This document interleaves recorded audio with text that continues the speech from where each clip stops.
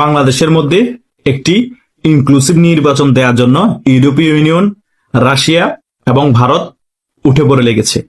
Doctor ইউনূসকে যতটুকু চাপ দেওয়া সম্ভব ততটুকু চাপ দিচ্ছে।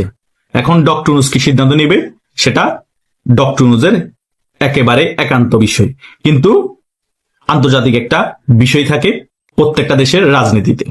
এখন মূল কথা হচ্ছে ডক্টর ইউনূস কি আদৌ আওয়ামী লীগের উপর যে কার্যক্রমের নিষেধাজ্ঞা দেওয়া হয়েছিল সেটাকে তুলে নিবে এবং বাংলাদেশ আওয়ামী লীগকে নির্বাচন করার সুযোগ দিবে? এটা অনেকের মনে প্রশ্ন।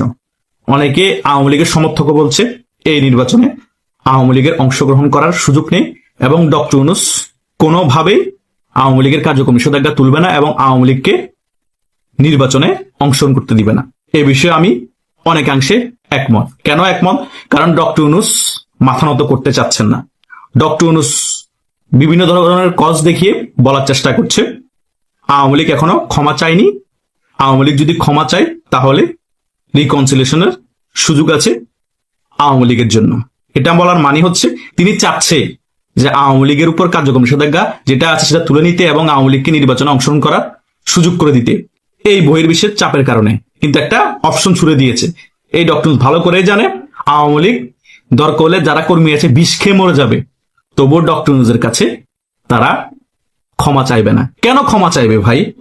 উল্টা এই অন্তর্বর্তীকালীন সরকার আওয়ামী লীগের কর্মীদের কাছে ক্ষমা চাইতে হবে, বাংলাদেশের জনগণের কাছে ক্ষমা চাইতে হবে এবং যেই সকল টোকাই সমন্বয়ক এবং জঙ্গিরা আছে তারা বাংলাদেশের জনগণের কাছে ক্ষমা চাইতে হবে। এখন অনেকের প্রশ্ন হতে পারে আপনি হঠাৎ করে কি বলছেন, কেন ডক্টর ইউনূস ক্ষমা চাইবে, কেন এই সকল এনসিপি নেতারা ক্ষমা চাইবে? ক্ষমা চাইবে তার মেইন কারণ হচ্ছে তারা যে হাজার হাজার পুলিশ হত্যা করেছে সেই কারণে, এবং পুলিশ হত্যার পর সে সকল পুলিশ হত্যার বিচার হয়নি সে কারণে, এবং পুলিশ যাদেরকে হত্যা করা হয়েছে তাদের ফ্যামিলি কিভাবে চলছে, কিভাবে খাচ্ছে, তাদের ছেলে মেয়ে কিভাবে পড়ালেখা করছে তার খবর নেয়নি সে কারণে, এবং আওয়ামী লীগের যারা নিরীহ কর্মী আছে 5 আগস্টের পর থেকে তাদেরকে যেভাবে হত্যা করা হয়েছে, গুম করা হয়েছে সে কারণে তারা ক্ষমা চাইবে। যারা মেইন অপরাধী তাদের থেকে টাকা খেয়ে আওয়ামী লীগের যে সকল বড় বড় নেতা আছে তাদেরকে বিদেশে আপনারা পার করে দিয়েছেন। যারা মেইন অপরাধী তাদের থেকে টাকা খেয়ে খেয়ে আপনারা তাদেরকে 2-3 মাস আপনাদের ঘরে পাহারা দিয়ে রেখেছেন, তাদেরকে আপনারা কিছু করেন না। যারা আওয়ামী লীগের নিরীহ কর্মী, যারা কখনো আওয়ামী লীগ থেকে সুবিধা নেয়নি, যারা কখনো আওয়ামী লীগের নাম বিক্রি করে কারো ক্ষতি করেনি, তাদেরকে আপনারা মিথ্যা মামলা দিয়ে জেলে ভরেছেন, তাদেরকে মেরে ফেলেছেন। তাহলে ক্ষমা কারা চাইবে? ক্ষমা আপনারা জনগণের কাছে চাইবেন, ক্ষমা আপনারা আওয়ামী লীগের সাধারণ কর্মীর কাছে চাইবেন। তারপর আওয়ামী লীগ চিন্তা করে দেখবে যে ক্ষমাকে আসলে আওয়ামী লীগ ভুল করেছে কিনা, তার জন্য ক্ষমা চাই কিনা। এটা পরে আসবে আওয়ামী লীগের ব্যাপারগুলা, কারণ আপনাদের কারণে আওয়ামী লীগ পাল্টা কাউন্টার দিয়েছে। আপনারা যদি বাংলাদেশের জানমালের ক্ষতি না করতেন, পুলিশ হত্যা না করতেন, আওয়ামী লীগের কর্মীদের উপর 5 আগস্টের আক্রমণ না করতেন, তাহলে আপনারাও পাল্টা হামলার শিকার হতেন না। কারণ আওয়ামী লীগ তখন ক্ষমতায়, দেশের জানমাল রক্ষার জন্য আওয়ামী লীগের কর্মীদের সবচেয়ে বেশি দায়িত্ব থাকা প্রয়োজন ছিল, সেটাই আওয়ামী লীগের কর্মীরা রাজপথে নেমে করেছে। এবং শেখ হাসিনা যখন প্রধানমন্ত্রী তাদের নেত্রীকে ক্ষমতা টিকিয়ে রাখার জন্য রাজপথে নামা প্রয়োজন ছিল, তারা নেমেছিল। কিন্তু রাজপথে নামার পরে কি হয়েছে? আপনারা বাংলাদেশের গুরুত্বপূর্ণ জায়গাগুলো আগুন দিয়ে জ্বালিয়ে পুড়ে ছাই করে দিয়েছেন, থানার মধ্যে আক্রমণ করেছেন। তখন নিজের জীবন রক্ষার্থে, বাংলাদেশের জনগণের বিভিন্ন প্রতিষ্ঠান রক্ষার্থে তখন ফাইট হয়েছে। ফাইটের মধ্যে পুলিশ হয়তো গুলি করেছে, আপনারাও গুলি করেছেন, পাথর মেরেছেন, এখানে ক্যাজুয়ালিটি হয়েছে, আপনাদেরও কিছু মরেছে, আওয়ামী লীগের কিছু মরেছে, পুলিশও কিছু মরেছে। ক্ষমা যদি চাওয়ার হয় আগে আপনারা চাইতে হবে, কারণ আপনাদের কারণে এই সকল বিষয় ঘটেছে, বাংলাদেশ ধ্বংসের মুখে চলে গিয়েছে। আর যদি ক্ষমা না চাওয়ার হয় তাহলে কেউ ক্ষমা চাইবে না। সকলের বাংলাদেশের রাজনীতি করার অধিকার আছে। ভুল যদি আপনাদেরও থাকে, আওয়ামী লীগেরও আছে, আওয়ামী লীগের যদি ভুল থাকে আপনাদেরও আছে, কিন্তু মেইন ভুল আপনারা নিজেরাই মেটিকুলাস ডিজাইন করেছেন, আপনারা নিজেরাই শিকার গিয়েছেন। তার মানে যারা মেটিকুলাস ডিজাইন করবে, যারা জঙ্গি হামলা করবে তারা ক্ষমা চাইবে না, যারা জঙ্গি হামলার শিকার হবে, দেশকে রক্ষা করার জন্য যারা ফাইট ব্যাক দিবে তারাই বুঝি ক্ষমা চাইবে। নাটক, এই নাটক আর চলবে না।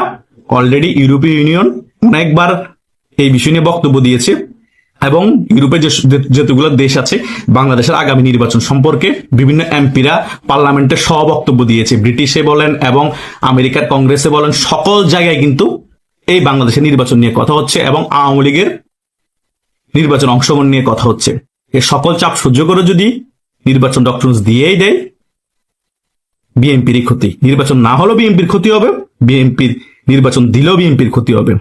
কথা বুঝেন নাই? কিন্তু নির্বাচন হয়ে গেলে আওয়ামী লীগ ছাড়া বিএনপির ডাবল ক্ষতি হবে।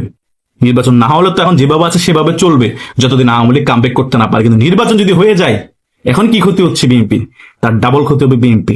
বিএনপি বুঝেও কেন না বুঝার ভান করে আছে, সেটা আমি বুঝছি না।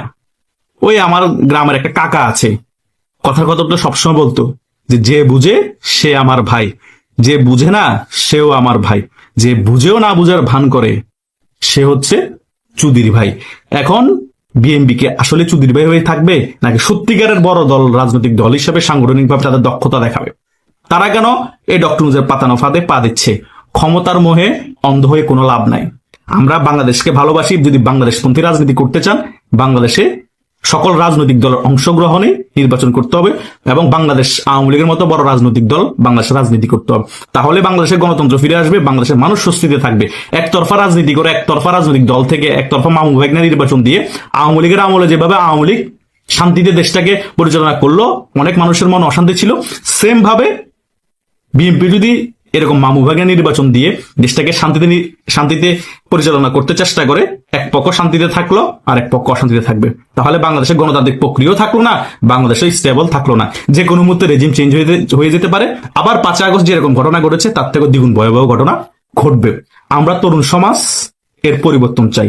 শেখ হাসিনা মুক্তিযুদ্ধের পক্ষে শক্তি, আওয়ামী লীগের সভানেত্রী ছিল, ঠিক আছে, আমিও মুক্তিযুদ্ধের পক্ষে শক্তি। তার মানে এই না যে আমি একেবারে আওয়ামী লীগের যে শাসনামল ছিল ঢালাওভাবে সমর্থন করব। ওই শাসনামলও অনেক আহামরি যে ভালো কিছু করে ফেলেছিল বাংলাদেশের, তা না, কিন্তু মন্দের ভালো ছিল বাংলাদেশের মতো দেশের জন্য।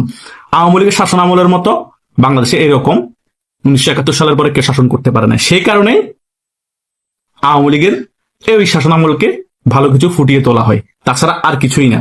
কথা বুঝতে পেরেছেন?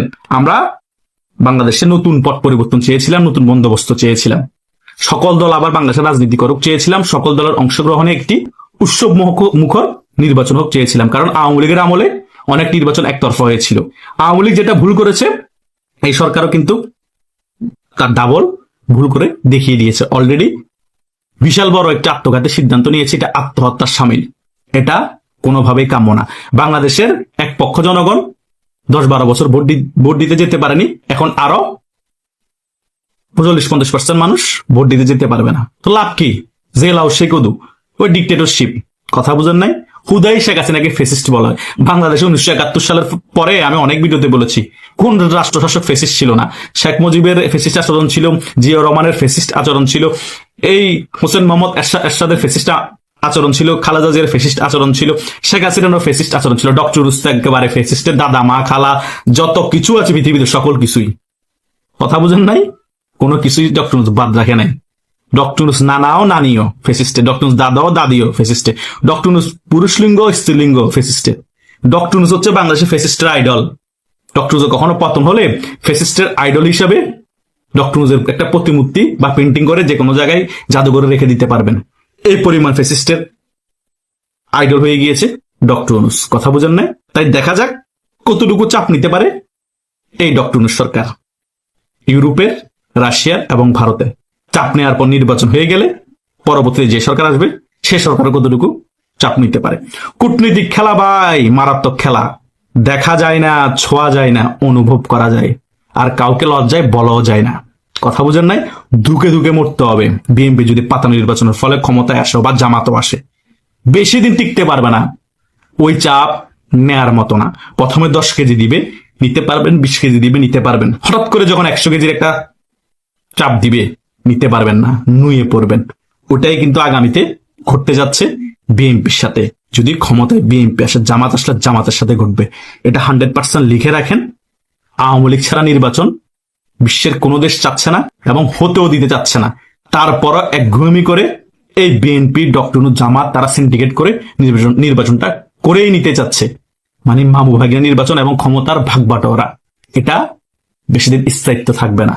আওয়ামী লীগের মতো রাঘব বোয়ালের যেখানে পতন হয়ে যায়, শেখ হাসিনার মতো এত আয়রন লেডির যেখানে রেজিম চেঞ্জ হয়ে যায়, সেখানে এই সকল রাজাকারের নাতিপুতি এবং সাংগঠনিক দুর্বলতা যে দলের আছে বিএনপির, সে দল কি করে 10-15 বছর ক্ষমতা থাকার স্বপ্ন দেখে আমার বোঝা আসে না। যেখানে ভারত তাদের বিপক্ষে শক্তি, এখন আমেরিকা পর্যন্ত এখন আওয়ামী লীগের পাশে এসে দাঁড়াচ্ছে, রাশিয়া পর্যন্ত এখন আওয়ামী লীগের পাশে এসে দাঁড়াচ্ছে, ইউরোপীয় ইউনিয়নের অনেকগুলো দেশ আওয়ামী লীগের পাশে এসে দাঁড়াচ্ছে। তারা কি করে স্বপ্ন দেখে 10-15 বছর আবার আওয়ামী লীগের মতো ক্ষমতায় থাকবে? অসম্ভব। হয়তোবা বড় জোর, গায়ের জোর দিয়ে এবং সকল স্টিমুলার চালিয়ে দমন নিপীড়ন করে 5টা বছর খেয়ে যেতে পারবে। তবুও 5টা বছর পূরণ করতে পারবে কিনা আমার এখনো সন্দেহ আছে। ঘুরে ফিরে আমি সব ভিডিওতে বলি না ওই তত্ত্বাবধায়কে আসতে হবে, যে তত্ত্বাবধায়ক বাতিল করেছিল শেখ হাসিনাও সেটাতে আসতে হবে, এবং বিএনপি যেটার জন্য আন্দোলন করেছিল বিএনপিও সেটাতে আসতে হবে। তখনই হবে যে পারফেক্ট একটা ইলেকশন, ফ্রি অ্যান্ড ফেয়ার। আর সেই ইলেকশনে কারা জয়লাভ করবে আপনাদের কাছে আমি প্রশ্ন রেখে গেলাম, আপনারা আমার কমেন্ট বক্সে উত্তর দিয়ে দিবেন। আসন্ন প্রজাতন্ত্র দিবসেও বাংলাদেশ থেকে জঙ্গি হামলার থ্রেটে ভারত। সামনেই প্রজাতন্ত্র দিবস, আগামী 26শে জানুয়ারি প্রজাতন্ত্র দিবস ঘিরে নিরাপত্তা নিয়ে ভারতের প্রস্তুতি তুঙ্গে। তারই মাঝে সংবাদ সংস্থা এএনআই রিপোর্ট দাবি করছে, গোয়েন্দা সূত্রের খবর, 26শে জানুয়ারি প্রজাতন্ত্র দিবসে হরিয়ানা, দিল্লি, এনসিআর, রাজস্থান, উত্তরপ্রদেশে নাশকতার ছক কষছে খালিস্তানি ও বাংলাদেশি জঙ্গি শিবির। সংবাদ সংস্থা এএনআই বলছে, 26শে জানুয়ারির আগে গোয়েন্দা সংস্থাগুলি একটি সতর্কতা জারি করেছে যে খালিস্তানি সন্ত্রাসী সংগঠন এবং বাংলাদেশ ভিত্তিক সন্ত্রাসী গোষ্ঠীগুলি দিল্লি এবং দেশের আরো বেশ কয়েকটি শহরকে লক্ষ্যবস্তু করার চেষ্টা করতে পারে। গোয়েন্দা সূত্র অনুসারে সংবাদ সংস্থা এএনআইয়ের প্রতিবেদনে বলা হয়েছে, পাঞ্জাব ভিত্তিক গ্যাংস্টাররা ক্রমবর্ধমানভাবে খালিস্তানি এবং বিদেশ থেকে পরিচালিত উগ্রপন্থী হ্যান্ডলারদের পদাতিক সৈনিক হিসেবে কাজ করছে। এই হ্যান্ডলাররা তাদের এজেন্ডা এগিয়ে নিতে এবং দেশের অভ্যন্তরীণ নিরাপত্তা ব্যাহত করতে অপরাধমূলক নেটওয়ার্ক ব্যবহার করছে বলে অভিযোগ রয়েছে রিপোর্টে। রিপোর্ট বলছে, এই সমস্ত গ্যাংস্টার আরো পাকাপোক্তভাবে সক্রিয় হয়েছে হরিয়ানা, উত্তরপ্রদেশ, রাজস্থান, দিল্লি, এনসিআরে। এরা ক্রমেই খালিস্তানিদের সঙ্গে সংযোগ রেখেছে বলেও খবর রয়েছে গোয়েন্দা সূত্রের কাছে। 2026 সালের জানুয়ারির প্রথম দিকে উত্তর দিল্লির সংবেদনশীল স্থানে 4টি মক ড্রিল অনুশীলন পরিচালিত হয়, যার মধ্যে গুরুত্বপূর্ণ স্থাপনা, ঐতিহাসিক স্থান, বিশিষ্ট বাজার এবং পরিবহন কেন্দ্র অন্তর্ভুক্ত ছিল, যেখানে প্রতিদিন বিপুল সংখ্যক মানুষ সমবেত হন। সেই সমস্ত জায়গায় এই মহড়া চলে। এদিকে জঙ্গি নাশকতার ছক নিয়ে নিরাপত্তা ব্যবস্থায় 8-60 বাঁধন রয়েছে বলে জানা যাচ্ছে। দিল্লিতে লালকেল্লা, আইসিপিটি, কাশ্মীর গেট, চাঁদনি চক, খারি বাউলি, সদর বাজার এবং মেট্রো স্টেশন এলাকাগুলি নিরাপত্তার দিক থেকে বেশ সংবেদনশীল। সেখানে মক ড্রিল আয়োজিত হয়েছে বলে জানা গেছে। আপাতত 26শে জানুয়ারির আগে দিল্লি জুড়ে নিরাপত্তা জোরদার রয়েছে। এছাড়াও দেশের অন্যান্য জায়গাতেও কড়া নিরাপত্তা রয়েছে বলে খবর। এবং এই যে প্রজাতন্ত্র দিবসকে কেন্দ্র করে দিল্লি পুলিশের 50,000 বাহিনী নিরাপত্তা দেবে, পাশাপাশি থাকবে 65 কোম্পানি আধা সামরিক বাহিনীও। এছাড়া গোয়েন্দাদের কড়া নজরদারি তো থাকবেই। মানে অবস্থাটা বিবেচনা করুন যে ভারতের দুই পাশে, এক পাশে পশ্চিম পাকিস্তান আর এক পাশে বাংলাদেশ বা পূর্ব পাকিস্তান, সাবেক পূর্ব পাকিস্তান, এবং আজকের বাংলাদেশও খানিকটা পূর্ব পাকিস্তানের মতো চলাফেরা করছে। এই চলাফেরাকে কেন্দ্র করে ভারতের আসলে আতঙ্ক বলি বা টেনশনটা বলি চরমে।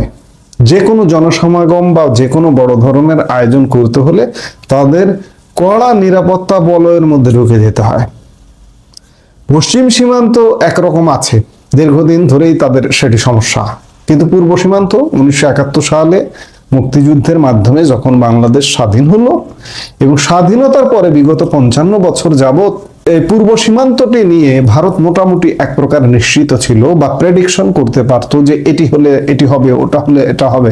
কিন্তু এখন সত্যিকার অর্থে প্রেডিকশনের বাইরে চলে যাচ্ছে ভারতের, এবং ভারতের কূটনীতিও কখনো কখনো মনে হচ্ছে যেন ফেল করছে। আজকে বাংলাদেশের যে অবস্থা, এই অবস্থা থেকে এই যে অগ্নিগর্ভ বাংলাদেশ জঙ্গি স্থান হয়ে গেছে, এটি বাংলাদেশের মানুষেরও যেমন দায়িত্ব এর থেকে উদ্ধার পাওয়া, কিন্তু বাংলাদেশে সেইভাবে কর্মকাণ্ড নেই বললেই চলে। কারণ রাষ্ট্রীয় পৃষ্ঠপোষকতায় এখানে জঙ্গিদের পৃষ্ঠপোষকতা করা হচ্ছে, জঙ্গিবাদকে পৃষ্ঠপোষকতা করা হচ্ছে। রাষ্ট্রীয় বাহিনী, সরকারের লোকজনের মধ্যে, সরকারের লোকজনের কণ্ঠ থেকে উচ্চারিত হয় যে বাংলাদেশে জঙ্গি মঙ্গি বলে কিছু নেই, আওয়ামী লীগ এগুলো বানিয়েছিল, বানিয়ে এই ধরনের কর্মকাণ্ড করতো। তাহলে বুঝুন যে বাংলাদেশ কোথায় নেমে গেছে। এটা হলে বা এমনটা হলে ভারতের জন্য কি এটি শান্তির কারণ হবে?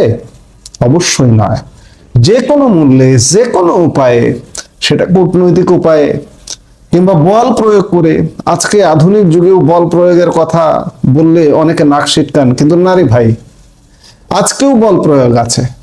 এবং আজ থেকে 50-100 বছর আগে যে বল প্রয়োগ হয়েছে তার থেকেও নজিরবিহীন বল প্রয়োগের ঘটনা পৃথিবীতে ঘটে গেছে। এই যে কদিন আগে ভেনিজুয়েলার নির্বাচিত প্রেসিডেন্ট নিকোলাস মাদুরোকে কিভাবে মার্কিন যুক্তরাষ্ট্র ধরে নিয়ে চলে গেল। বল প্রয়োগ নাই মানে? ভারত পাকিস্তানের মধ্যেও তো বল প্রয়োগ আছে। গত বছরের মে মাসে জঙ্গিরা ভারতে হামলে পড়লো, আক্রমণ করলো কাশ্মীরের পহেলগাঁয়ে। ভারতকে বসে থেকে দেখলো, গুড়িয়ে দিল। এবং সেই অপারেশন সিঁদুর চালনা কালে ভারতের জনগণ বাহবা দিল, হাততালি দিল। এবং ভারত সরকার, আমি মনে করি যে জনপ্রত্যাশাকে মনে করে সামনে রেখে ভারত সরকার এখনো ঘোষণা দিয়ে রাখছে প্রায় 1 বছর হবে, আর 2 মাস 3 মাস পরে। এই 1 বছর হবার আগেও এখনো বলছে যে অপারেশন সিঁদুর কিন্তু জারি আছে পাকিস্তানের বিরুদ্ধে। আজকে বাংলাদেশ নিয়েও ভারতের অবশ্যই ভাবতে হবে। হ্যাঁ, আমি বাংলাদেশের মানুষ, কথা বলছি, ভারত কেন বাংলাদেশ নিয়ে ভাববে? অনেক বাংলাদেশি হয়তো বলবেন যে ভাই আপনি ভারতের পক্ষে কথা বলছেন। হ্যাঁ, ভারতের পক্ষেই প্রয়োজনে কথা বলছি, কারণ বাংলাদেশ এই জঙ্গিবাদ মুক্ত হতে চায় এই দেশের নিরাপত্তা এবং প্রতিবেশীর নিরাপত্তার জন্য। আর এই মুক্ত হতে হলে ভারতের সাহায্য, ভারতের সহযোগিতা সর্বাগ্রে লাগবে। এছাড়া বাংলাদেশের এই যে অবস্থা, এই অবস্থা প্রয়োজনে বল প্রয়োগ করে হলেও ভারতের সাহায্য লাগবে। নইলে আজকে প্রজাতন্ত্র দিবসে ভারত থ্রেট অনুভব করছে কেন? হুমকি অনুভব করছে কেন? 50,000 পুলিশ দিয়ে রাজধানী দিল্লিকে ঘিরতে হচ্ছে কেন? 65 কোম্পানি, আধা সামরিক বাহিনী, মানে আমাদের যেমন বিজিবি আছে, এই ধরনের বাহিনী দিয়ে ঘেরাও করতে হচ্ছে কেন? জঙ্গি হামলার থ্রেটেই তো। এই জঙ্গি হামলাটা কোথা থেকে হবে? পশ্চিম আছে, সাথে পূর্ব যুক্ত হয়ে গেছে। পশ্চিম দীর্ঘদিন ধরেই আছে, সেটা ভারতের জন্য এক প্রকার সয়ে গেছে, কিন্তু আজকে নতুন করে পূর্ব এই অবস্থা হয়ে গেছে। এই অবস্থা থেকে ভারতেরই উত্তরণ ঘটাতে হবে, ভারতের সহযোগিতা লাগবে। ভারত ডাইরেক্ট একটা স্বাধীন রাষ্ট্রে হস্তক্ষেপ করবে না, নিশ্চয়ই করবে না। মার্কিন যুক্তরাষ্ট্র যে কাজ করছে সেটি নিশ্চয়ই ভারত করবে না, কারণ মার্কিন যুক্তরাষ্ট্র সাম্রাজ্যবাদী শক্তি। সেই সাম্রাজ্যবাদ নানাভাবে বিস্তার করে, যুদ্ধের মাধ্যমে, অর্থনীতির মাধ্যমে, নানাভাবে, শুল্কের মাধ্যমে। এখন এই যে ডোনাল্ড ট্রাম্পের সাম্রাজ্যবাদ চলছে, শুল্ক সাম্রাজ্য। ভারত নিশ্চয়ই সেটি করবে না, কিন্তু রয়ে শয়ে সামগ্রিকভাবে, সেটা কূটনীতি হোক, কৌশল হোক কিংবা বল প্রয়োগ, বাংলাদেশের অভ্যন্তরে যদি জঙ্গি ঘাঁটি থাকে প্রয়োজনে গুড়িয়ে দিতে হবে, আমরা সেটিকে সমর্থন করব। তবু বাংলাদেশের স্বার্থে মুক্ত হোক এবং একই সাথে প্রতিবেশীর স্বার্থেও মুক্ত হোক। ভারতের জন্য যেন বাংলাদেশের মাটি হুমকি না হয়, এটুকু বিবেচনা করতে হবে। ভারত কি করবে আসলে ভারতের বিষয়, ভারত কি করবে, এবং ভারত যত দ্রুত বাংলাদেশকে জঙ্গি মুক্ত করবে তত দ্রুত ভারত নিরাপদ। পশ্চিম দিয়ে যতটা অনিরাপদ, তার থেকে পূর্ব দিয়ে ভারত কিন্তু বেশি অনিরাপদ। কারণ এখানে বিশেষ করে ভারতের 7 সিস্টার্স একটা গুরুত্বপূর্ণ ব্যাপার। এই জঙ্গি ঘাঁটি বা জঙ্গিবাদ বা পাকিস্তানি প্রভাব, 7 সিস্টার্স মানে ভারতের 7টা রাজ্য, 4.5 কোটি জনসংখ্যা, টোটাল ভারতের 7-8% ল্যান্ড এরিয়া রিস্কের মধ্যে পড়ে যেতে পারে। কাজেই ভারতেরই সিদ্ধান্ত নিতে হবে যে ভারত আসলে কি করবে। এই মুহূর্তে এ পর্যন্তই। সবাই ভালো থাকুন।